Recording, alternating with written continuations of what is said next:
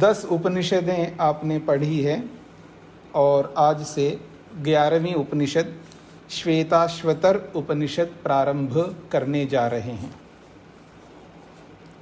जैसा कि एक एक उपनिषद को लेकर के भूमिका के रूप में आपके सामने स्पष्ट किया था कि कौन सी उपनिषद किस वेद से संबंधित रखती है।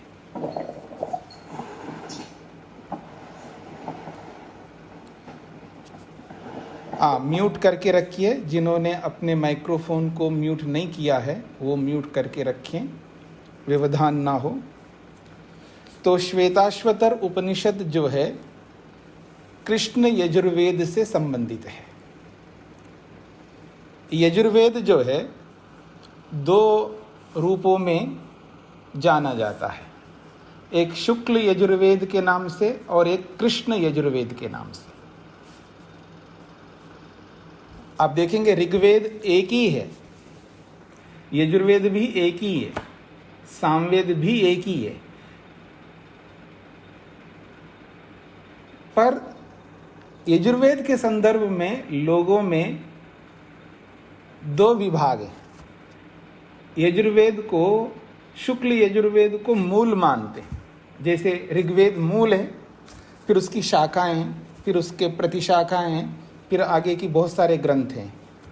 यानी जैसे ऋग्वेद है, फिर उसकी शाखाएं हैं, फिर उसके उपवेद हैं, फिर उसके ब्राह्मण हैं, फिर उसके बाद अंग है, उपांग है, ये सब है परंपरा में।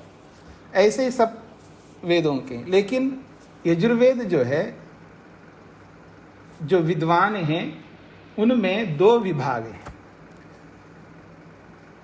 और यजुर्वेद शब्द से दो संहिताओं को वो सामने रखते हैं, एक शुक्ल यजुर्वेद को और एक कृष्ण यजुर्वेद को। और महर्षि स्वामी दयानंद सरस्वती जी ने शुक्ल यजुर्वेद को मूल माना है। और पौराणिक जगत में जो पौराणिक जगत है उसके भी जो भी विद्वान हैं वो लोग कृष्ण यजुर्वेद को मूल मानते हैं। बस ये थोड़ा सा अंतर है। दोनों संहिताओं में थोड़ा थोड़ा ही अंतर है, बहुत ज़्यादा अंतर नहीं है। तो वो जो अंतर है वो प्रातिशाख्य जो होते हैं उनमें होता है। यानी वेदों को अपने अपने शब्दों में ऋषि लोग बोल करके उसको स्पष्टीकरण करते हैं। जैसे मैं बोलूँगा भवती इति करोति, और भवती शब्द है क्रियापद, उसको उस भवती क्रियापद को मैं करोति के रूप में रख दिया। जैसे भोजनम करोति, मैं कहूँगा जैसे मैं ये कहूँगा, आप में से किनका नाम लूँ, सरस्वती भोजनम करोति, ठीक है जी। अब करोति शब्द का मतलब है करती है, सरस्वती जी भोजन करती है। अब करोति की जगह अगर मैं भवती बोलूं तो सरस्वती भोजनम भवती, अर्थात वो जो भवती जो क्रियापद है वो करने अर्थ में है। तो ऐसे वेद मंत्रों में कुछ ऐसे शब्द जैसे आते हैं ना, उसका स्पष्टीकरण हम लोग विद्वान जो भी उस विद्या को जानने वाले होते हैं वो अपने शब्दों में स्पष्ट करते हैं। और वो जो स्पष्टीकरण है वो उसके साथ जोड़ दिया जाता है, मंत्र के साथ वो स्पष्टीकरण को जोड़ दिया जाए। जैसे आप देखिएगा मंत्र जैसे ऋचो अक्षरे परमे व्योमन, जैसे एक मंत्र है ऋचो अक्षरे परमे व्योमन। अब व्योमन जो है ये सप्तमी विभक्ति वहाँ दिख नहीं रही है, मूल शब्द वहाँ लिखा है। जो आपको जो संस्कृत आती है वो उनको समझ में आएगा, क्योंकि शब्द जो है अलग अलग प्रकार से उसके रूप चलते हैं। ऋचो अक्षरे परमे व्योमन, तो अक्षरे परमे इन सब में सप्तमी विभक्ति है, लेकिन व्योमन में नहीं, व्योमनी ऐसा आना चाहिए सप्तमी विभक्ति में। तो मंत्र में तो व्योमन है। अब कोई विद्वान आएगा तो ऋचो अक्षरे परमे व्योमनी ऐसा उसका स्पष्टीकरण करता है। तो वो स्पष्टीकरण को मंत्र में जोड़ दिया किसी ने, तो वो शाखा बन गई उसकी, वो व्याख्या है। मंत्र की व्याख्या जब सब संस्कृत समझने वाले, जैसे उदाहरण के लिए अब संस्कृत को तो क्या बता दूं, सबको इंग्लिश आती है, सबको इंग्लिश आती है, इंग्लिश सबको आती है। लेकिन जब कोई व्यक्ति इंजीनियरिंग को पढ़ाता है तो वो इंग्लिश में पढ़ा रहा है, तो वो जो टेक्स्ट बुक जो भी होंगे उसमें से वो बोल करके वो अपना स्पष्टीकरण वाला शब्द इंग्लिश में ही बोलेगा ना। तो वो जो स्पष्टीकरण है वो उसके साथ जोड़ जोड़ करके धीरे धीरे वो शाखा बन गई। तो इसी तरह वेदों की बहुत सारी शाखाएं बन गई, 1027 शाखाएं, चारों वेदों के 1027 शाखाएं हैं। और जब सारी नहीं मिलती है, कुछ मिलती है, उनमें देखेंगे वो मंत्र वही सेम ही होता है, लेकिन बीच बीच में मंत्र को स्पष्टीकरण करते हो ऋषि लोग। तो ऐसे ही यजुर्वेद को स्पष्टीकरण जिन्होंने किया है, थोड़ा उसका भेद हो गया। अब उस भेद को लोगों ने मूल समझ लिया, तो इसलिए उसका नाम ही रखा है कृष्ण यजुर्वेद। और वास्तव में जो मूल रूप में है वो शुक्ल यजुर्वेद है, जिसको हम सब लोग मानते हैं, पूरा आर्य जगत मानता है शुक्ल यजुर्वेद को मूल। बट पौराणिक जगत में वो कृष्ण यजुर्वेद को मूल मानते। तो उस कृष्ण यजुर्वेद की अलग अलग शाखाएं बहुत हैं, तो उन शाखाओं से संबंधित ये श्वेताश्वतर उपनिषद है। तो कृष्ण यजुर्वेद से संबंधित ये श्वेताश्वतर उपनिषद है, तो इसको श्वेताश्वतर शाखा भी कहते हैं। तो श्वेताश्वतर शाखा बहुत बड़ी है, उसके अंदर एक छोटा सा विभाग है ये उपनिषद। और उसी कृष्ण यजुर्वेद से संबंधित श्वेताश्वतर ब्राह्मण भी है, उससे संबंधित भी ये उपनिषद मानी जाती है। बस इतनी भूमिका पर्याप्त है आपके लिए। यूँ समझ लीजिएगा मोटे तौर पर, श्वेताश्वतर उपनिषद कृष्ण यजुर्वेद से संबंधित है। स्वामी जी, इसी संबंधित मेरा एक प्रश्न है। आपकी इस व्याख्या के संबंधित मेरे मन में एक प्रश्न आया है, अगर आप आज्ञा दें तो मैं बात करूं? जी। तो मेरे मन में ये आता है कि जब वेद के मंत्रों के शब्द ही अलग कर दिए जाएं, अलग अलग, तो उसमें प्रामाणिकता में असर नहीं पड़ता, प्रामाणिकता प्रभावित नहीं होती। वो व्याख्यान ग्रंथ है ना माता जी, व्याख्यान तो व्याख्यान है। जैसे मैं व्याख्या कर रहा हूँ, मैं आपके सामने उपनिषद को लेकर के, और आप जैसे जैसे मैं बोलता जा रहा हूँ वैसे वैसा आप में से कोई लिखते रहते हैं ना, आप में से कुछ लिखने वाले हैं, यूं कहीं टीप देते, जैसे जैसे मैं बोल रहा हूँ वैसे वैसे लिख देते हैं।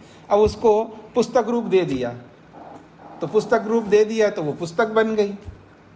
ऐसे ही ये शाखाएं हैं, तो उसको अप्रामाणिक नहीं मान, ऋषि का व्याख्यान है वो। संगीता नहीं है, कृष्ण की संगीता नहीं है, संगीता है लेकिन मूल नहीं है। प्रमाण है, स्वतः प्रमाण नहीं है, परता प्रमाण है। स्वतः प्रमाण नहीं है। हाँ जी। जैसे उदाहरण के लिए आप इसको म्यूट कर लीजिएगा। जैसे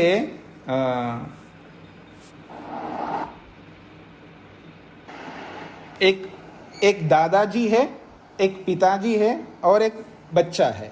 यानी एक बेटे के सामने, एक पुत्र के सामने एक पिता भी है, एक दादा भी है, ठीक है ना। मान लो कोई ऐसी भी पीढ़ी हो परदादा भी हो जीवित, ऐसे भी होते हैं कई लोगों के।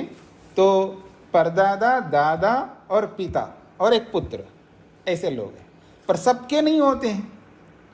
अगर जो बच्चा है उसने अपने दादा को नहीं देखा, जैसे मैं अपनी बात, मैं अपने दादाजी को नहीं देखा लेकिन मानता तो हूं, मैंने प्रत्यक्ष नहीं देखा है, दादी को देखा है। अब दादी को देखा, अपने पिता को देखा, तो मैं मान लूंगा ना कि मेरे भी दादाजी हुए, पर वो मैंने प्रत्यक्ष नहीं किया उनका। किसी, अब दादी ने बोला है तो मैंने मान लिया, हाँ वो आपके दादाजी थे, बस हो गया। तो वो स्वतः प्रमाण नहीं होगा क्योंकि मैंने प्रत्यक्ष नहीं देखा। तो ऐसे जो वेद है वो स्वतः साक्षात ईश्वर ने दिया हमको, फिर उनको पढ़ करके बहुत सारी शाखाएं, उपवेद, ब्राह्मण, ये सब शास्त्र बने, ये उपनिषद, बहुत सारे शास्त्र बने। तो वो सारे के सारे शास्त्र प्रमाण हैं क्योंकि ऋषियों ने बताया, लेकिन वो स्वतः प्रमाण नहीं कहलाते। दो प्रकार के प्रमाण होते हैं, स्वतः प्रमाण, परतः प्रमाण। स्वतः प्रमाण का मतलब है वेद अपने आप में प्रमाण है, फिर उस प्रमाण को सिद्ध करने के लिए कोई दूसरा प्रमाण नहीं ला सकते, उसको कहते हैं स्वतः प्रमाण। वो स्वतः प्रमाण रहेंगे ना। हाँ वेद तो, हाँ वेद तो स्वतः प्रमाण ही हैं। हाँ वेद तो स्वतः प्रमाण ही है। तो जो कृष्ण यजुर्वेद की शाखा तो स्वतः प्रमाण नहीं हो सकती ना, हमारे लिए नहीं है, लेकिन उसी को कोई मूल मानता है तो उसके लिए स्वतः प्रमाण होगा जी। मान्यताएं, हाँ मान्यताएं अलग अलग होती है ना, किसी की मान्यता कुछ होती है, किसी की मान्यता कुछ होती है। तो इस दृष्टिकोण से तो स्वतः प्रमाण, परतः प्रमाण शब्द अगर आप में से किसी को परिचित नहीं है तो इसको समझ लीजिएगा। जैसे ईश्वर है वो स्वतः प्रमाण है, उसको प्रमाणित करने के लिए किसी और प्रमाण को नहीं ला सकते। आत्मा है, जीवात्मा, वो स्वतः प्रमाण है, आत्मा को प्रमाणित करने के लिए किसी और को नहीं ला सकते। सत्वर स्तंभ, ये प्रकृति, ये स्वतः प्रमाण है। स्वतः प्रमाण का मतलब होता है पहले से सिद्ध है, उसको सिद्ध करने की आवश्यकता नहीं है। जो पहले से है उसको क्या सिद्ध करना है। ये जो संसार है ये स्वतः प्रमाण नहीं है क्योंकि ये पहले से नहीं है, इसको बनाया जाता है, ये निर्मित है, ठीक है। तो ऐसे ही समझ सकते हैं मोटे तौर पर। तो चलिए आगे बढ़ते हैं। श्वेताश्वतर उपनिषद तो बड़ा रोचक प्रसंग है, परमात्मा को ध्यान में रख करके बहुत सारी बातें बताएंगे यहाँ पर आगे। पहले कुछ प्रश्नोत्तर चलेंगे। अब इस उपनिषद का जो सार है मैं पहले बोल देता हूँ कि भगवान को समझना हो ना, भगवान को, कि भगवान कैसा रहता है या कहाँ रहता है, तो बहुत अच्छा एक उपाय है, एक जरिया है, एक माध्यम है। ये जो उपनिषद भगवान की व्यापकता को किस तरह प्रस्तुत करती है, इसको थोड़ा समझने का प्रयत्न करेंगे। आइए आगे बढ़ते हैं। ब्रह्मवादिनः वदन्ति,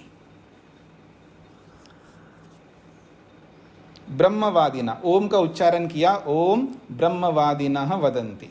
ब्रह्मवादी का मतलब है ब्रह्म को जानने वाले, ब्रह्मवादी। जैसे पूंजीवाद बोलते हैं ना, पूंजीवाद और नक्सलवाद, ऐसे ऐसे अलग अलग जो शब्दों का बोलते हैं ना, तो पूंजीवाद अलग है, पूंजीवाद को जो मानने वाले वो पूंजीवादी कहेंगे। नक्सलवाद अलग चीज़ है और उस नक्सलवाद को मानने वाले को नक्सलवादी कहेंगे। यानी उस तंत्र को या उसका जो भी नक्सलवाद का जो भी विधि विधान है उसको जो अपनाता है ना, उसको नक्सलवादी कहते हैं। एक होता है आतंक, आतंक तो आपको समझ में आता है, सबको दुख देना, कष्ट देना। जहाँ कष्ट दिया जा रहा है, दुख दिया जा रहा है, जहाँ तोड़ फोड़ किया जा रहा है, जहाँ नष्ट किया जा रहा है, संहार किया जा रहा है, क्या हो रहा है, आतंक हो रहा है। और उस आतंक को जो करने वाला है ना, उसको क्या कहेंगे आप, आतंकवादी। स्पष्ट हो रहा है ना। तो ऐसे ही ब्रह्मवाद, ब्रह्मवाद का मतलब है जो ब्रह्म को ब्रह्म के बारे में सारा, ब्रह्म का जो स्वरूप है वो स्वरूप ही ब्रह्मवाद है, और उस ब्रह्मवाद को मानने वाले को ब्रह्मवादी कहेंगे।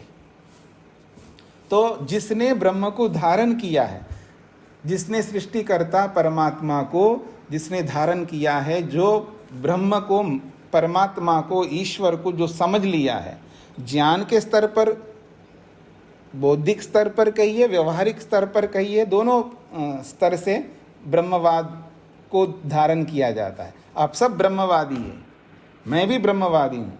तो हमने ब्रह्मवाद को बौद्धिक स्तर पर तो धारण कर लिया, व्यवहारिक स्तर पर अभी धारण नहीं किया है।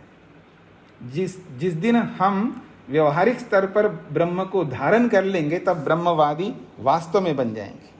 तो वो जो ब्रह्मवादी है, जो ब्रह्म को जिन्होंने धारण किया है, ब्रह्म को जो जानते हैं, समझते हैं, वो ब्रह्मवादी लोग जो है वदंती, आपस में बातचीत कर रहे हैं, चर्चा कर रहे हैं, समझ रहे हैं, इस ब्रह्मांड को समझने का प्रयत्न करते हैं। क्या प्रयत्न करते हैं? किम कारणम ब्रह्म कुतः स्म जाता जीवाम केन क्वः च संप्रतिष्ठाः अधिष्ठिताः केन सुख इतरेषु सुखेतरेषु वर्तामहे ब्रह्मविदो व्यवस्थाम। तो कहते हैं किम कारणम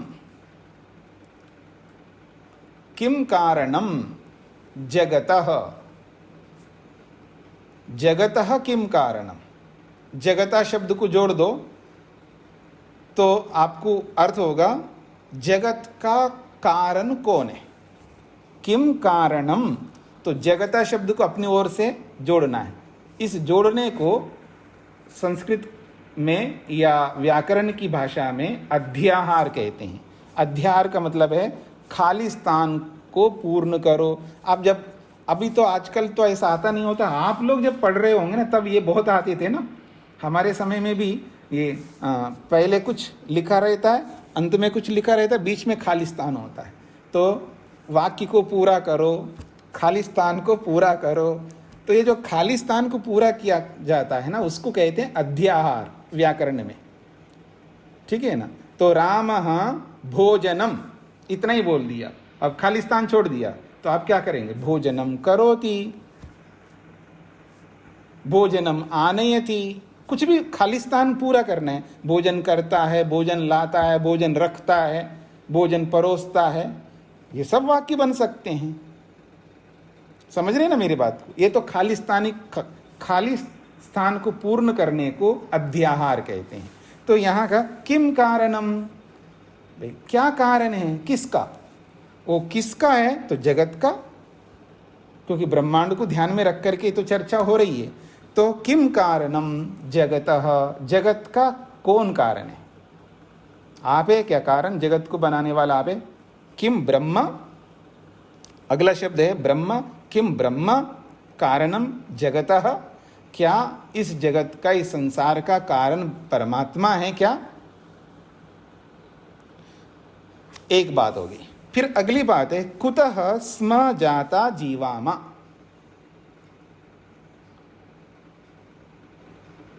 जब वेद मंत्र होते हैं या श्लोक होते हैं, जो ऋषिकृत सूत्र होते हैं, उसमें क्रियापद को या क्रियापद के विशेषणों को और उसके उपसर्गों को, उसके अव्ययों को आगे पीछे कहीं भी जोड़ते हैं, वो छंद को ध्यान में रखते हुए, छंद को ध्यान में रख करके आगे पीछे कहीं भी रखते हैं। तो जो छंद को समझने वाले उसको अच्छी तरह समझ में आएगा। और जो दोहा बोलने वाले होते हैं, दोहा लिखने वाले होते हैं, ये अलग अलग, उनको पता मुर्कियाँ कहाँ लगानी होती है। तो ऐसे ये एक प्रकार से यहाँ पर भी ऐसा है। तो स्म जो शब्द है वो जीवामा के साथ में जुड़ेगा, जीवामा स्म। अब आप में से जो भी संस्कृत पढ़े उनको समझ में आएगा। स्म जो है भूतकाल को बताने के लिए जोड़ देते हैं। क्रियापद के साथ में जब स्म जोड़ते हैं तो वो भूतकाल को बताने के लिए जोड़ते हैं उसको। तो यहाँ पर भी जीवामा स्म ऐसा जोड़ सकते हैं, या जाता स्म ऐसा भी जोड़ सकते हैं। तो कहते हैं किम कारणम जगतः, किम कारणम, किम ब्रह्म कारणम, क्या इस जगत का, इस संसार का ब्रह्म कारण है? एक बात। दूसरी बात है कुतः जाता जीवामस्म। कुतः जाता, किस कारण से या किस से जाता उत्पन्न होकर के जीवामस्म, हम जी रहे थे। अब आज तो जी रहे हैं ना, तब जी रहे थे नहीं बोलेंगे, वर्तमान को बोलना है उसको। जीवामस्म का मतलब जी रहे हैं, है तो भूतकाल का प्रयोग है, लेकिन उसको भूतकाल के लिए भी बोल सकते हैं, वर्तमान के लिए भी बोल सकते हैं और भविष्य के लिए भी बोल सकते हैं। ये फ्लेक्सिबल है, संस्कृत जो है ना बहुत फ्लेक्सिबल है, और वेदों का व्याकरण एक अलग प्रकार है। जैसे आप बोलते हैं ना, हिरण्यगर्भः समवर्तताग्रे भूतस्य जातः पतिरेक आसीत। आसीत जो है क्रियापद है, पति ही एकः आसीत, एकमात्र पति पालक परमेश्वर आसीत था, मतलब आज नहीं है क्या? परमात्मा हमारे पति स्वामी था, मतलब आज नहीं है क्या? ये भविष्य में नहीं होगा। तो आसीत क्रियापद यद्यपि भूतकाल का है, लेकिन उसको थे, हैं और होंगे ऐसे ही अर्थ किया जाता है। इसलिए वेद जो है सर्वकालिक होता है, भूतकाल के लिए भी होता है, वर्तमान काल के लिए भी होता है, भविष्यत काल के लिए भी होता है। तो ठीक इसी प्रकार ऋषियों के जो भी ग्रंथ है उसमें जो क्रियापद है उसको थोड़ा समझना होता है। ये क्रियापद भी ऐसे ही है जो भूतकाल को भी बोलेंगे, वर्तमान काल को भी बोलेंगे और भविष्यत काल के लिए भी बोलेंगे। कुछ स्थलों पर ही, जैसे मैं ये कहूँ वाल्मीकि रामायण है, यह महाभारत है। अब रामः बभूव, तो राम हुए थे, आज है, आगे होंगे, ऐसा अर्थ वहां नहीं निकाल सकते। वो इतिहास का ग्रंथ है। जहां इतिहास को बोला जाएगा वहां जैसा क्रियापद होगा वो वैसे अर्थ लिया जाएगा, क्योंकि राम थे, आज नहीं है, भविष्य में वो ही राम नहीं होंगे। कृष्ण थे, आज नहीं है।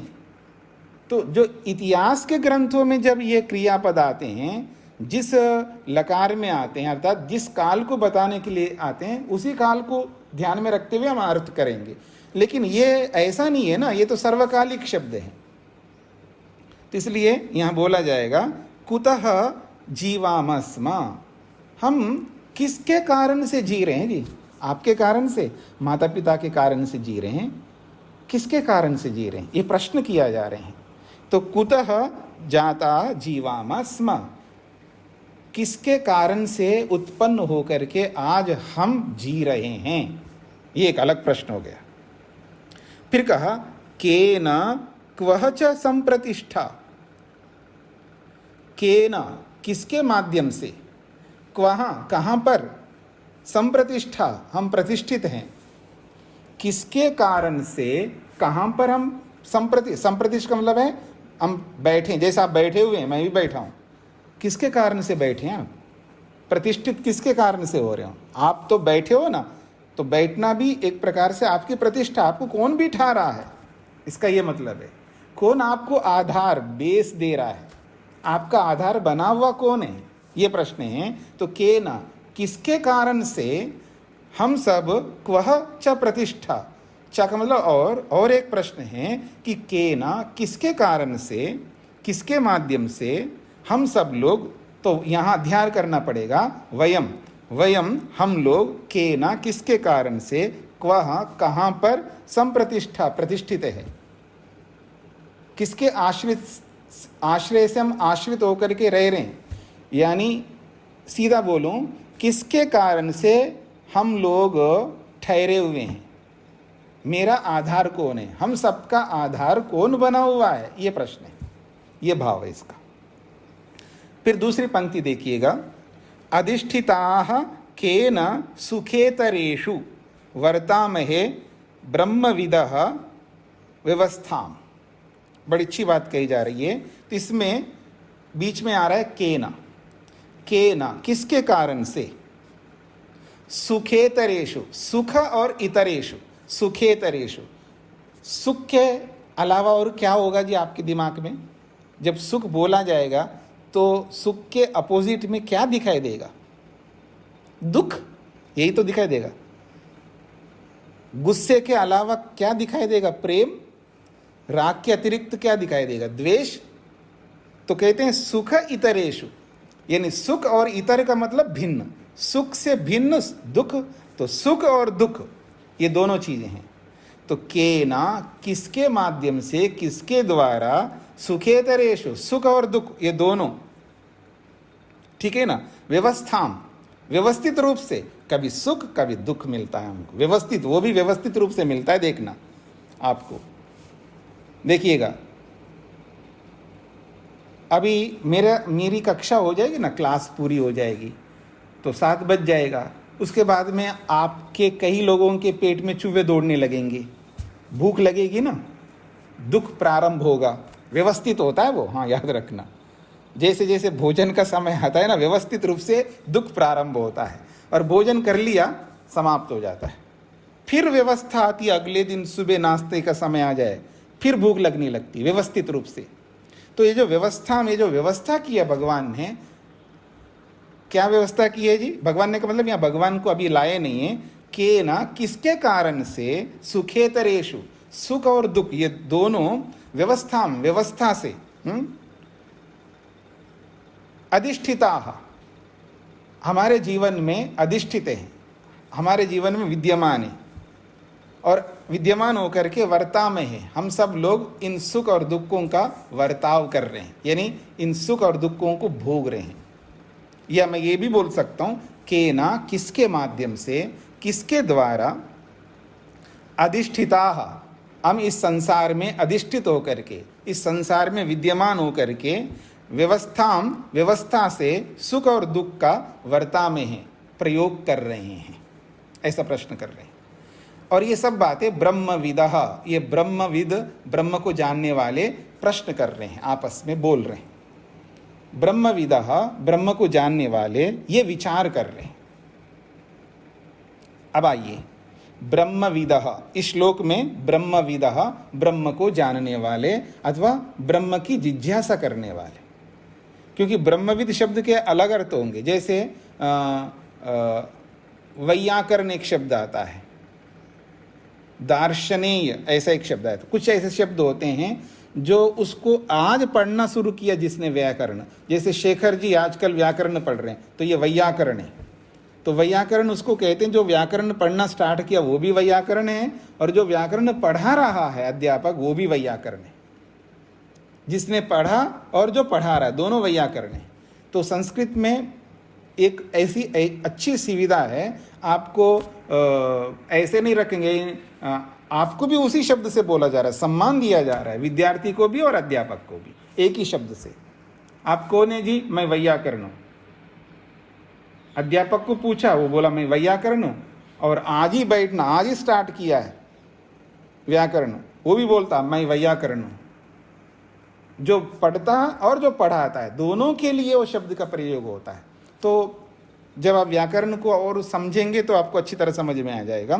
तो ब्रह्मविदः, ब्रह्म को जानने वाले कहिए या ब्रह्म को जानने की इच्छा रखने वाले, ब्रह्म को समझने वाले या ब्रह्म को जानने वाले जो ब्रह्मविद है वो आपस में चर्चा कर रहे हैं, किम कारणम जगतः, इस संसार का कारण आखिर कौन है? किम ब्रह्म, क्या ब्रह्म है इसका कारण? दूसरा प्रश्न किया है, कुतः जाताः वयम जीवाम स्म, ये अध्याय कर रहा हूँ वयम।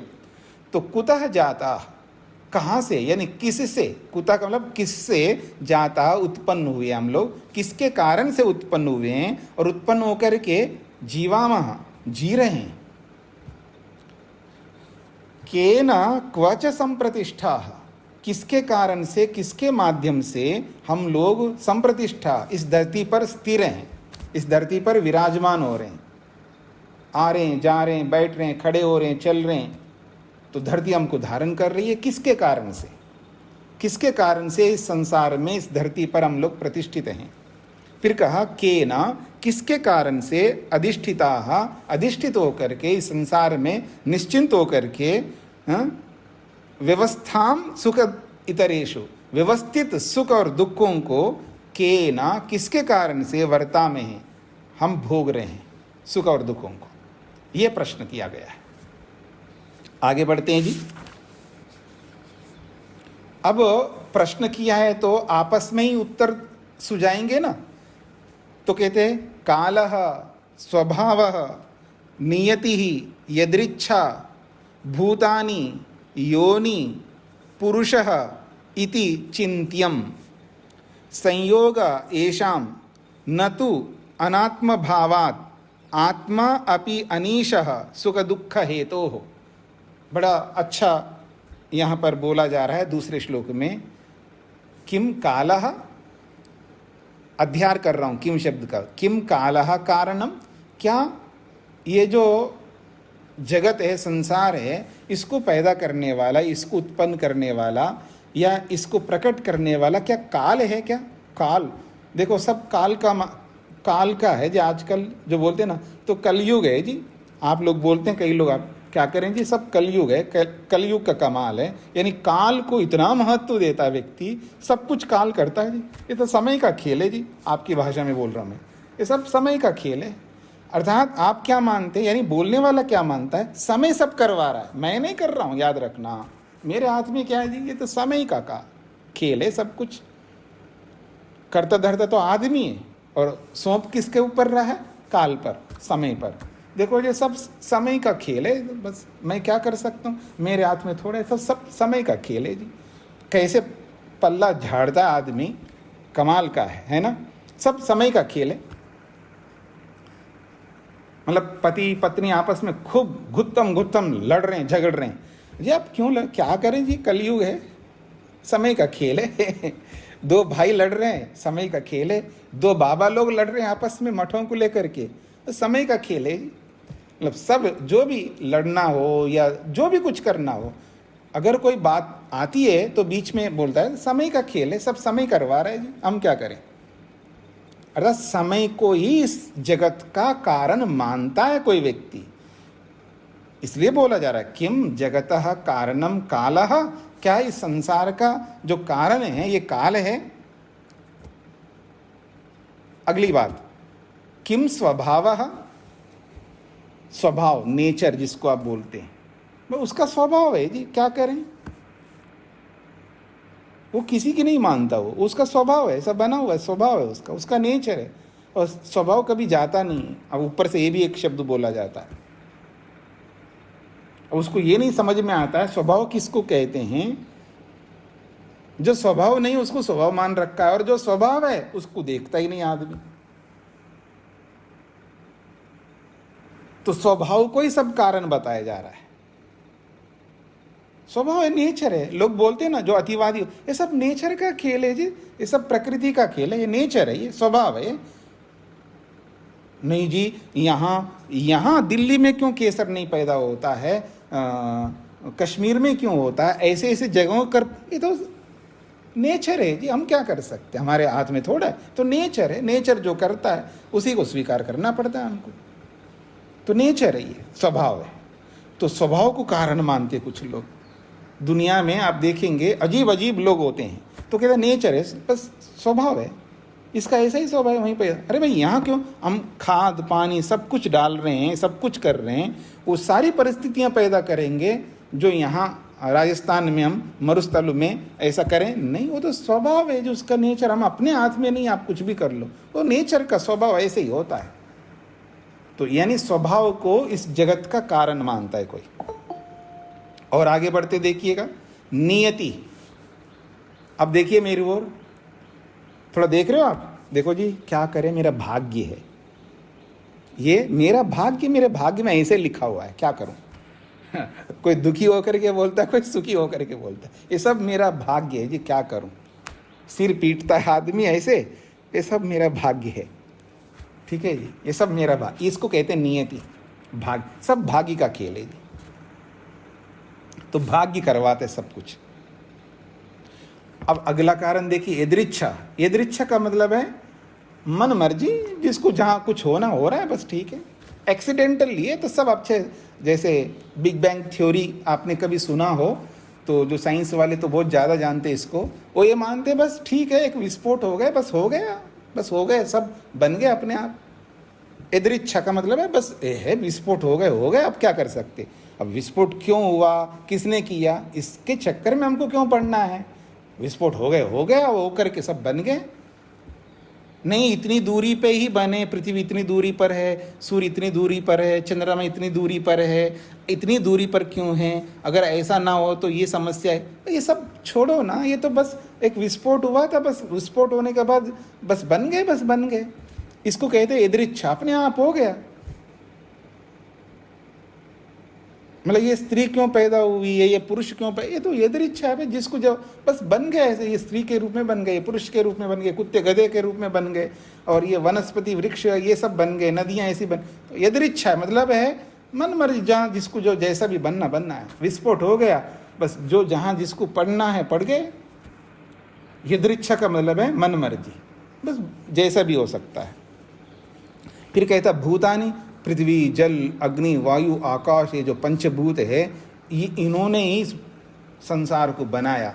पंचभूत इसके कारण है, ऐसा कोई मानता है। योनि, योनि का मतलब है जिसको आप बोलते हैं ना रॉ मेटीरियल, मतलब इसका मूल कारण क्या है। योनि का मतलब है सत्वरजतम, ऐसा आप कह सकते हैं। तो योनि यानी सत्वरजतम के कारण से प्रकृति बनी है। अथवा पुरुषः, पुरुष परमात्मा, इति चिंत्यम, ये सब विचार करने योग्य कारण है। जो मनुष्य लोगों के बीच में सारे कारण जो है विचार में आते हैं। लोग बोलते हैं, जब इस सृष्टि पर नज़र डालते हैं व्यक्ति, इस सृष्टि को देखने की इच्छा होती है। देखिए ये बहुत कम लोग होते हैं, किसको क्या फुर्सत मिली जे इसको इन सब बातों को लेकर के सोचे। उनको कमाने में, व्यापार करने में, बच्चे कच्चे पैदा करने में, बच्चों को देखने में, घर परिवार जो भी उनका अपना है, सब इसी में सारा टाइम चला जाता है उसको। किसको क्या पड़ी है कि इस दुनिया को किसने बनाया है, काल कारण है, स्वभाव कारण है, नियति कारण है, यदृच्छा कारण है, भूत कारण है, योनि कारण है, या भगवान कारण है। इन सब बातों को लेकर के एक मंथन करे, एक विचार करे, गंभीर चर्चा करे। किसके पास इतना समय है? ये तो कोई कोई करता है, मतलब कोई कोई रेयर में करता है, यूँ समझ सकते हैं। रेयर में इसलिए बोल रहा हूँ क्योंकि दुनिया में बहुत अरबों लोग हैं, अरबों लोगों में बहुत मुट्ठी भर के लोग होते हैं, वो रेयर ही होंगे। लाखों में, करोड़ों में, हाँ, कोई कोई होता है। तो इन बातों पर विचार करने वाला, जिसको पड़ी है कि दुखों से बिल्कुल छूटना है, उसको किसी प्रकार का कोई दुख ना हो, वो व्यक्ति इन बातों को लेकर के विचार करेगा। तो कहते हैं ये सब चिंत्यम, ये सब विचार करने योग्य है। ब्रह्मवादी लोग जो है काल कारण है, स्वभाव कारण है, नियति कारण है, यदृच्छा कारण है, पंचमाभूत कारण है, या सत्वरस्तम कारण है, या पुरुष यानी परमात्मा कारण है। ये चिंत्य में सब विचार करने योग्य है। फिर एक बात बताई जा रही है, संयोग येषाम संयोग जगता कारणम, क्या इन सबका संयोगी, मतलब काल, स्वभाव, नियति, यदृच्छा, भूत, योनि, पुरुष, ये सब मिलकर के ही संसार को बनाए हैं। संयोग का मतलब है इन सबको संयोग कर दो, इन सबको मिलाओ, सबको कारण बताओ। देखो जी, इधर देखना मेरे ओर, देखो जी, हम किसी भगवान को हम अनादर नहीं करते। अल्लाह भी भगवान है, ईसा मासी भी भगवान है, राम भी भगवान है, कृष्ण भी भगवान है, हनुमान भी भगवान, कलकत्ते की काली भी भगवान है, ठीक है ना, दुर्गा माँ, वो माँ, सब भगवान है। हम सब भगवानों का आदर करते हैं, सब हमारे लिए भगवान है, सब हमारे लिए भगवान है। क्यों मोल ले किसी का विरोध करके? हमारे लिए सब भगवान है, ईश्वर अल्लाह सब भगवान है, जो भी बोलता आदमी। तो इन सब को संयोग कर दो। संयोग येषाम जितने भी यहाँ पर बताए, ये सब का संयोग कर दो, इन सबको मिला लो, इन सबको संयुक्त कर दो तो संसार जगत बन जाएगा। तो संयोग कारण है। अब उत्तर दिया जा रहा है, ब्रह्मवादी लोग आपस में कहते हैं, न तु अनात्म भावात, अनात्म भावात, ये काल, स्वभाव, नियति, यदृच्छा, भूत, योनि, ये सब जो है आत्म तत्व नहीं है, चेतन नहीं है। क्योंकि बनाने वाला जो भी होगा ना वो चेतन होगा, ये तो अनात्मा है। तो कहते हैं अनात्म भावाद न तो अनात्म भावाद, इसको ऐसा खोलो, अनात्म भावाद तू न, ये सब अनात्मा है, ये चेतन नहीं है। काल है, स्वभाव है, नियति है, यदृच्छा है, भूत है, योनि, ये सब जड़ है, अनात्मा है, मतलब आत्मा नहीं, यानी चेतन नहीं है। क्योंकि बनाना जहाँ भी आएगा जहां निर्माण की बात आएगी, निर्माण जो भी करेगा वो चेतन करेगा, जड़ निर्माण नहीं कर सकता। तो इसलिए कहे न तो अनात्म भावात, अनात्मा होने के कारण से ये तो नहीं हो सकते। आत्मा अपि अनीशा, अब पुरुष से परमात्मा को नहीं लेकर के अगर जीवात्मा को ले लिया जाए तो वो भी नहीं बना सकता। यहाँ पुरुष से परमात्मा को नहीं ले रहे, जीवात्मा को ले रहे, पुरुष से या जीवात्मा को ले रहे, इसलिए नीचे बोला जाए आत्मा अपि न, आत्मा भी नहीं है। आप में से कौन है जी जो म्यूट नहीं करते हैं? हाँ जी, अपना अपना स्क्रीन देख करके म्यूट है या नहीं है वो बीच बीच में थोड़ा नजर डालिए, नहीं तो दूसरों को व्यवधान होता है और मेरे को भी व्यवधान होता है।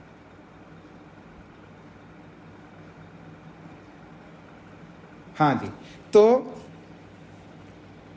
कहते हैं आत्मा अपि न, आत्मा भी यानी जीवात्मा भी नहीं हो सकता।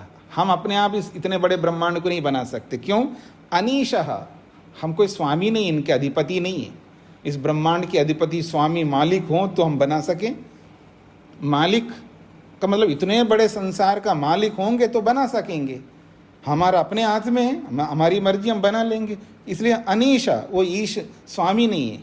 और दूसरी एक बहुत बड़ा कारण बताया, सुख दुख हेतु हो, जो सुख दुख का कारण बन रहा हो वो कैसे बनाएगा संसार का?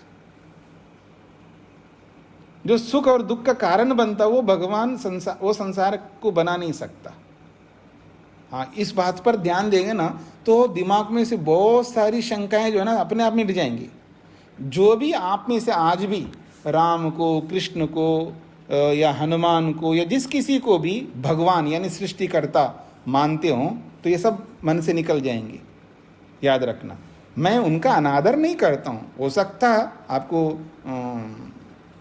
आपको लगे आपसे भी ज़्यादा मैं शायद उनको मानता हूँ, राम को, कृष्ण को, हनुमान को, उनका आदर करता हूँ। उनकी जो शिक्षाएं हैं उसको व्यवहार में उतारने का जितना भी मेरे से बन सकता है प्रयास करता हूँ, तो मैं उनको बहुत आदर्श मानता हूँ। लेकिन उसको सृष्टिकर्ता भगवान संज्ञा नहीं दे सकता, क्योंकि वो सब मनुष्य हैं। क्यों? वो सुख और दुख दोनों भोगे। वो लोग, कोई ऐसा नहीं है जिन्होंने सुख और दुख नहीं भोगे। जो जन्म लेता है वो सुख और दुख दोनों को भोगता है। भूख प्यास उनको भी लगते हैं और जन्म का दुख उनको भी मिला है, मृत्यु का दुख उनको भी मिला है।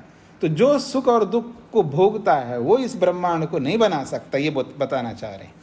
तो इसलिए कहा जा रहा है आत्मा न अनीशा, आत्मा अपि न, क्योंकि वो अनीशा, वो स्वामी नहीं है इन सब का। और सुख दुख हेतु, और सुख और दुख का वो कारण बनता है पुरुष, जो सुख और दुख को भोगने वाला है। देखिएगा, मैं अपने लिए बना रहा हूं इस सृष्टि को, क्यों इस सृष्टि को दुखमय भी बनाता हूं? केवल सुखमय क्यों नहीं बना सकता? फिर मैं रोटी मतलब माँ रोटी बना रही है तो ऐसे थोड़ा बनाएंगे, एक रोटी तो ठीक प्रकार से सेक ले और दूसरी रोटी कच्ची रख दें, अथवा एक ही रोटी को आधी कच्ची रखें और आधी ठीक सेक लें, या आधी रोटी को जला दें, आधी रोटी को ठीक से सेकें। ऐसा तो नहीं कर सकती ना, अपने लिए खाना है उसको, तो वो कैसे करेगी वो? तो मैंने अपने लिए मैंने मतलब सब आत्माएं अपने लिए संसार को बनाया, तो इसमें दुख क्यों रखा? कि कोई दूसरा होगा, हमसे नहीं, दूसरे ने बनाया। दूसरे क्यों रखा? क्योंकि कर्म ऐसे हमारे कर्मों के कारण से दूसरे तो कर सकता है, लेकिन हम अपने लिए नहीं कर सकते। हम अपने लिए अच्छा ही बनाना चाहेंगे। इसलिए कहा जा रहा है सुख दुख हेतु, सुख और दुख के कारण आत्मा होने के कारण से और स्वामी, इन सब का स्वामी ना होने के कारण से वो जीवात्मा इस संसार का कारण नहीं हो सकता, अर्थात इस संसार को बनाने वाला नहीं हो सकता। ये बात कहिए। अब आखिर समझना तो है कि इस जगत का कारण कौन है, तो ऐसे तो समझ में नहीं आएगा। कैसे समझ में आएगा? वो देखिए, ते ध्यान योगानुगता, कितनी अच्छी बात कही जा रही है। ते ध्यान योगानुगता अपश्यन देवात्मशक्तिम स्वगुणै निगूढ़ाम यह कारणानि निखिलानि तानि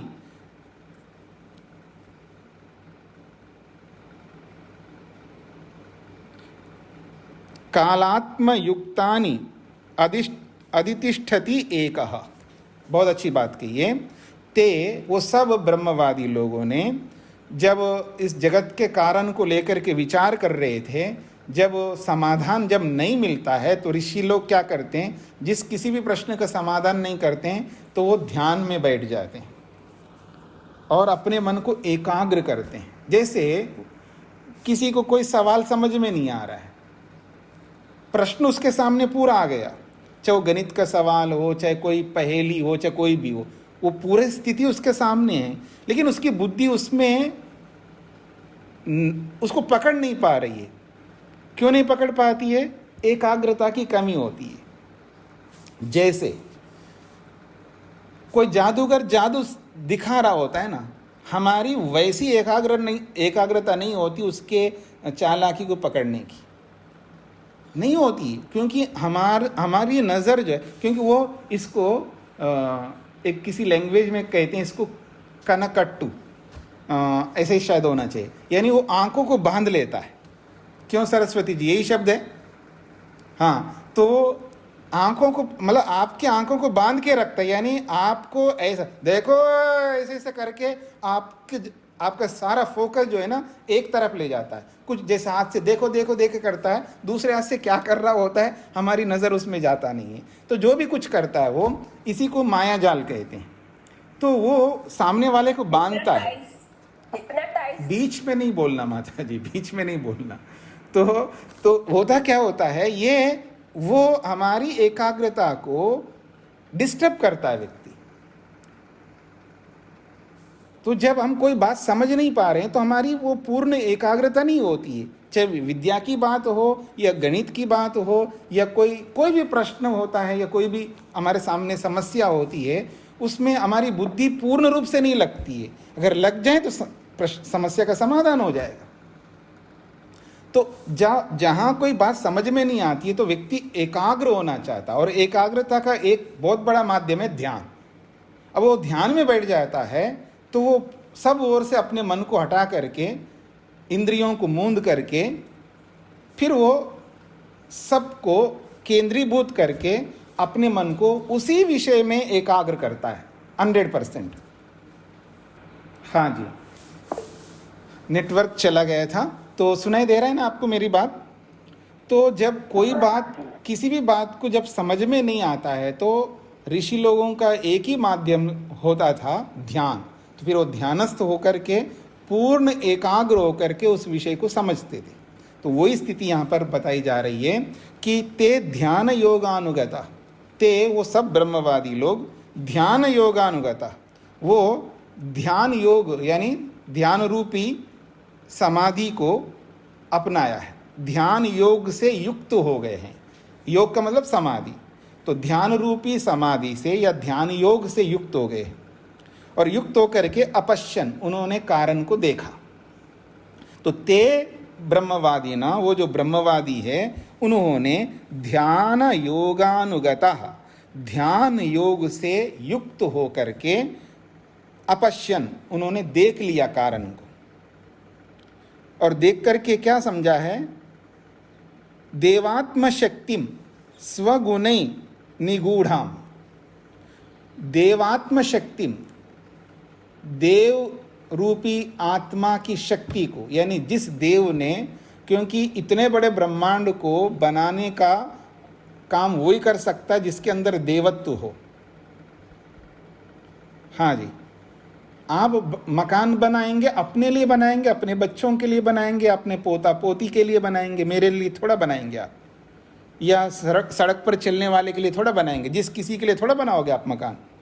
नहीं बनाएंगे आप। जो आपके पास बहुत ज़्यादा आ जाए तो अपने बिरादरी के लोगों को, अपने जो भी बनाएंगे, अथवा आपको और ज़्यादा कुछ हो तो अपने देश के लोगों के लिए बनाओगे, पाकिस्तान के लोगों के लिए थोड़ा बनाओगे आप। ठीक है, एक उदाहरण दे रहा हूँ मैं आपको समझने के लिए। हम जो भी करते हैं अपने लिए, अपने निकट के, अपने जानकार लोगों के लिए करेंगे, हर किसी के लिए नहीं करेंगे।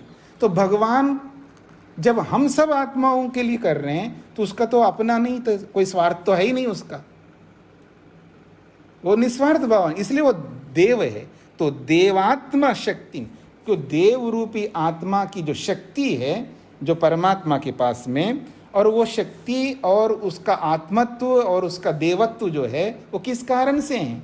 किसी और कोई कारण नहीं, स्वात्म गुण नहीं, अपने ही गुणों से वो परिपूर्ण है। स्वात्म गुण अपने गुणों से परिपूर्ण हैं, और उसके गुणों को या उसकी शक्ति को, उसके आत्मत्व को, उसके देवत्व को समझना कोई सरल नहीं है। इसलिए कहा निगूढ़ाम, वो बहुत सूक्ष्म है, वो छुपा हुआ है परमात्मा, वो छुप करके काम करता है। उसका जो देना है वो सामने आकर लो, हाँ जी लो ये लो, ऐसे आकर के नहीं देता किसी को, वो छुप करके यानी अंतर्धान हो करके पीछे से ही हमको सब कुछ कर रहा है। इसलिए निगूढ़ाम, वो निगूढ़ जो सूक्ष्म रहस्यमय जो परमात्मा है, स्वगुणे अपने ही गुणों से वो देवत्व को प्राप्त हुए हुए आत्मशक्ति को उन्होंने अपश्यन देखा है। किन्होंने? ब्रह्मवादियों ने। और कैसे देखा? ध्यान योगानुगता, ध्यान योग से युक्त होकर के, ध्यान रूपी समाधि से युक्त होकर के उन्होंने उनको देखा। फिर कहा यह जो आत्मा है जिसको उन्होंने देखा है, यह जो भी है वो कारणानि निखिलानि तानि, कारणानि निखिलानि तानि, तानि कारणानि, उन कारणों को, और निखिलानि का मतलब संपूर्ण, निखिल शब्द जो है संपूर्ण अर्थ को बतलाता है। तो निखिलानि तानि कारणानि कालात्मयुक्तानि अधितिष्ठति एकः, बहुत अच्छी बात कही, यह एकः, वो एक ही है, अनेक नहीं है, यह एक जो केवल एकमात्र है, जिसको हम ब्रह्म कहेंगे। और वो क्या करता है? तानि कारणानि, उन सभी कारणों को, निखिलानि, निखिलानि संपूर्ण उन सभी कारणों को, वो कौन है कारण? काल से लेकर के आत्म पर्यंत, जो ऊपर बताए ना, काल, स्वभाव, नियति, यदृच्छा, भूत, योनि, पुरुष, ये सारे। तो कह रहे हैं तानि निखिलानि कारणानि कालात्मयुक्तानि, काल से लेके आत्मा पर्यंत उन सभी कारणों को अपने में अधिष्ठित करके, अपने में धारण करके, यह एकमात्र देव है जो अपनी शक्ति से, अपने ही गुणों से युक्त होकर के, जो रहस्यमय ढंग से सामने ना आकर के इस पूरे ब्रह्मांड को जिसने बनाया है। ये बात कही यहाँ पर।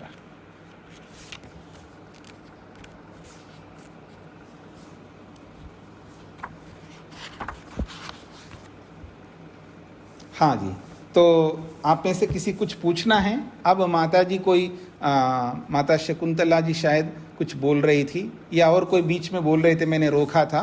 तो जिनको कोई प्रश्न पूछना हो तो आप पूछ सकते हैं।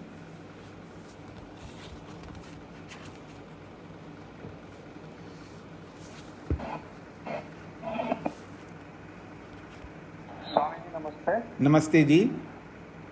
स्वामी जी, अभी आपने बताया कि जो 5 कारण बताए गए कि जिसकी कारणों से ये पूरा सृष्टि बनी है, उसमें आपने बताया कि स्वतः अर्थात भाग्य के कारण से ऐसा हुआ जो हम कहते हैं। तो आयु, जाति और भोग तो हमें पिछले कर्मों के कारण से मिलते हैं। जी जी। तो उसके बाद हम अपने कर्मों से उन आयु, जाति, भोगों को भोगे या ना भोगे, ऐसा कर सकते हैं? क्या मेरा ऐसा प्रश्न है। क्या मतलब क्या कहना चाहते हैं? जो आपको फल मिला है, क्या उसको हम भोगे ना भोगे, ऐसा हो सकता है, ऐसा पूछ रहे हैं? हाँ जी स्वामी, अपने कर्मों के कारण, नए कर्मों के कारण, या जो पुराने संस्कारों के कारण हमें आयु, जाति, भोग मिल रहे हैं। जी जी। तो उसको ना भोग कर और अच्छे कर्म करें या और खराब कर्म करें, ऐसा कुछ हो सकता है हमारे जीवन में, या होता रहता है और हमें पता नहीं चलता? तत्काल के लिए हम टाल सकते हैं जो हमको जाति, आयु, भोग मिलने वाला है। मतलब जैसे आज मैं हूँ, आप है, हम सब लोग हैं, हमारा अदृष्ट बन रहा है, जाति, आयु, भोग को देने का अदृष्ट बन रहा है। लेकिन आज हम सबको अकल आ गया, यानी समझ आ गई है, विवेक उत्पन्न हो गया, वैराग्य उत्पन्न हो गया। फिर हम कल परसों जब भी मैं बोल रहा था ना कि उसके लिए देरी नहीं लगता है, कर्म ढेरों पानी की तरह बहा सकते हम, निष्काम कर्म। ये जिसको ये कला जिसको आती है ना, वो बस यूँ समझ लीजिएगा मालम माल हो जाएगा। मोटी भाषा में कहूँ, मालम माल का मतलब बस उसके पास माल ही माल हो जाएगा। मतलब ढेरों कर सकते। निष्काम कर्म करना बहुत सरल है, मतलब पुण्य कर्म करना, श्रेष्ठ कर्म करना बहुत सरल है, बस उसको समझ में आ जाना चाहिए। बस वो समझ आ नहीं रहा आदमी को, जब समझ में आ जाए तो वो ढेरों और अनगिनत ऐसे कर सकता है निष्काम कर्म, बस पूछो मत, खूब कर सकता है। उसके लिए बहुत ज़्यादा वक्त की, समय की ज़रूरत नहीं होती है। तो वो करके फिर हम मुक्ति में चले जाएंगे, तो जो हमको मिलने वाले जो फल है पड़े रहेंगे। जब मुक्ति से लौट के आना तो है ही एक दिन, तो फिर तब भोग लेंगे, कोई बात नहीं। मोटी भाषा में बोलूं, जैसे किसी को डायबिटीज है और सब लोग बढ़िया खा रहे हैं माल, और फिर उसकी बेटी या उसका बेटा या पोता पोती, अरे दादाजी दादी जी कोई बात नहीं, अब थोड़ा कर ले, देखा जाएगा बाद में, इंसुलिन थोड़ा ज़्यादा ले लेना, एक टैबलेट खा लेना, खा तो लो, ये मज़ा तो ले लो, ऐसे बोलते हैं। तो तात्कालिक मज़ा लेने के लिए कुछ लोग ऐसे करते हैं ना लोक में, तो ये दीर्घकालीन मज़ा लेने के लिए हम क्या करते हैं, मुक्ति में चले जाते हैं। वो पड़े रहेंगे, जब आएंगे तब भोग लेंगे। लेकिन इतना लंबा सुख मिल रहा हो तो क्यों ना भोगे हम। ऐसा मैं हंसी के रूप में बोल रहा हूँ मैं आपको, लेकिन यथार्थता तो यही है कि हमने बहुत पाप किए होंगे, पुण्य भी किए होंगे। अगर आज हमको समझ आकर के विवेक वैराग्य हो गया है और ढेरों निष्काम कर्म हम कर ले हैं, तो पड़े रहेंगे, हम मुक्ति में चले जाएंगे। हाँ जी विशाल जी। जी उसको ऐसा कह सकते हैं कि हम कर्मों से अपने भाग्य को परिवर्तन कर रहे हैं। हाँ, क्यों, भाग्य को बदला जा सकता है ना, ये तो सुनिश्चित है, भाग्य को कोई भी बदल सकता है। इतना पावर भगवान ने हमको दे रखा है, अपने भाग्य को बदलो। अगर जी स्वामी जी, वही मैं समझना चाह रहा था इस जी बात जी से। बिल्कुल बदल सकते हैं। हाँ जी नमस्ते जी। ये वेदों की जो शाखाएं हैं, इसके बारे में जानकारी चाहिए। ये 1027 जो शाखाएं हैं। हाँ जी, ऋग्वेद आदि भाष्य भूमिका पढ़िएगा, उसमें जानकारी मिलेगी आपको। एक बार पढ़ा तो, लेकिन समझ में नहीं आया, इसलिए आपसे नहीं आएगा ना, समझ में कैसे आएगा, उसमें केवल शब्द शब्द लिखे हैं, इस वेद के इतनी शाखा है, इतनी शाखा है, ऐसे कैसे समझ में आएगा। बस इतनी जानकारी मिलेगी कि इतनी इतनी शाखा है, उसको समझने के लिए तो आपको फिर न्योछावर करना पड़ेगा जीवन। हाँ, जीवन न्योछावर करना पड़ेगा। समर्पित है आपके लिए, तो बताएं। हाँ, मेरे लिए नहीं है, भगवान के लिए, अपने अपने अपने लिए, अपने स्वार्थ के लिए समर्पित करिए। हाँ, स्वार्थ है तभी तो जुड़े हैं। हाँ जी बिल्कुल बिल्कुल, समर्पित कर दीजिएगा, आपको सब समझ में आएगा। क्योंकि मतलब जो व्यक्ति जितना समर्पित करता अपने आप को, अपने लिए, अपने सुख के लिए, अपने स्वार्थ के लिए, उत्तम स्वार्थ के लिए, घटिया स्वार्थ के लिए नहीं, उत्तम स्वार्थ के लिए, उनको अपने आप रास्ता खुलता जाएगा, अपने आप समझ में आता जाएगा। जी स्वामी जी, मेरा एक प्रश्न है। जी।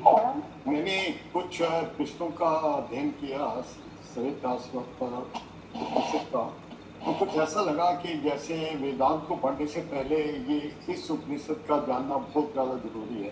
ये एक तरह से प्रकरण ग्रंथ की भूमिका निभा रहा है, जैसे तत्वबोध है, ये है, तो ये सब कुछ एक्सप्लेन कर देता है जो वेदांत में ज़्यादा यूज होता है। जी जी जी बिल्कुल, इसलिए हम पढ़ रहे हैं। बस समाप्त होने वाली है, जल्दी से वेदांत मंगवा लीजिए जिन्होंने नहीं मंगवाई हो, क्योंकि ऐसा लगा बहुत जल्दी खत्म हो जाएगा। हाँ, ये जल्दी समाप्त हो जाएगा।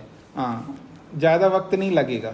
पर वेदांत जिन्होंने नहीं मंगवाया है, जिन्होंने ऑर्डर नहीं किया है, और फ़ोन, क्योंकि कई लोगों के फ़ोन नहीं लगते, ऐसे बोल रहे थे आप लोग, बिल्कुल नहीं लगेंगे, क्योंकि कितने लोगों का फ़ोन कब तक उठाता रहेगा, उसका काम ही ये है। तो इसलिए अच्छा है ऑनलाइन से बुक करो। आपको खुद को बुक करना नहीं आता तो जिसको जानकारी है उनसे बुक करवा लो ऑनलाइन से, और आपके पास आ जाएंगे जल्दी से। नहीं तो जब क्लास शुरू हो जाएगी, आपके पास पुस्तक नहीं होगी, तो आपको ही समस्या होगी। जी, तो इसको यहीं पर विराम देते हैं जी। हाँ जी, हाँ जी। एक प्रश्न है स्वामी जी, अभी आपने कहा कि भगवान इस सृष्टि को बनाते हैं, मगर वो कारण कैसे हो सकता है? बनाने में कारण है, मगर सृष्टि बनने में कारण क्या हो सकता है? ये समझ नहीं आई। आप क्या कहना कह रहे हैं? मतलब क्या है कि अभी एक घड़ा बना रहे हैं, तो घड़ा में एक कुम्हार बनाता है जी। तो कुम्हार आपका बंद हो गया है।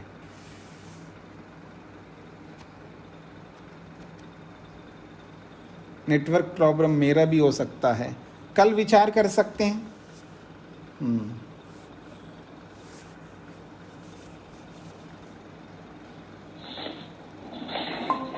ओम जी। ठीक है समझी। तो मेरा प्रश्न था कि अभी कुम्हार घड़ा बनाता है, तो कुम्हार हुआ भगवान और घड़ा हुआ ये प्रकृति, और बनाता किसके लिए? यूजर्स के लिए है। हाँ जी। राइट जी। हाँ, तो अभी इस ये श्लोक में क्या कहा गया कि भगवान कारण है, तो भगवान बनाने में कारण है, मगर किसके लिए बनाते हैं वो तो नहीं बताया। वो तो देखिए, किसके लिए बनाता है वो तो अंडरस्टूड है ना, हम सबके लिए बनाता है। ये जो चर्चा करने वाले हैं उनको पता है ना कि भाई हम सबके लिए संसार बना हुआ है, लेकिन बनाया किस नहीं उस पर चर्चा हो रही है। भाई भोजन तो रख दिया है लोगों के सामने, और बहुत बढ़िया भोजन है, सब प्रकार के व्यंजन हैं जो मनुष्य के लिए चाहिए, वो खा भी रहे हैं उस भोजन को, लेकिन सोचेंगे ना कि आखिर किसने बना के रखा है यहाँ पर, वो स्थिति चल रही है यहाँ पर। तो हम लोग भोजन तो कर ही रहे हैं, यानी सृष्टि को भोग रहे हैं, भोगते हुए हम विचार कर रहे हैं कि इस सृष्टि के आखिर किसने बनाया, जो हमारे भोग के लिए बनाया है। इतनी अच्छी सृष्टि बनाई है, इतना बड़ा अच्छा सुख मिल रहा है, इसमें सब कुछ हुआ है, अपने आप तो नहीं बन सकता, काल बनाता है, वो बनाता है, ये बनाता है। ये जो चर्चा कर रहे हैं वो हम लोग ही कर रहे हैं, और इस सृष्टि को भोगते हुए कर रहे हैं। हमको स्पष्ट है ये संसार तो हमारे लिए ही है, लेकिन बनाया किसने उस पर चर्चा हो रही है। किसके लिए बनाया है इसको सोचने की जरूरत नहीं है, सबको पता है। ठीक है समझी। मैं पहले नहीं सुनी थी, मेरे लैपटॉप में इश्यूज थे, थोड़ी देर से जान हुई। जी जी जी जी। तो ओम का उच्चारण करते हैं।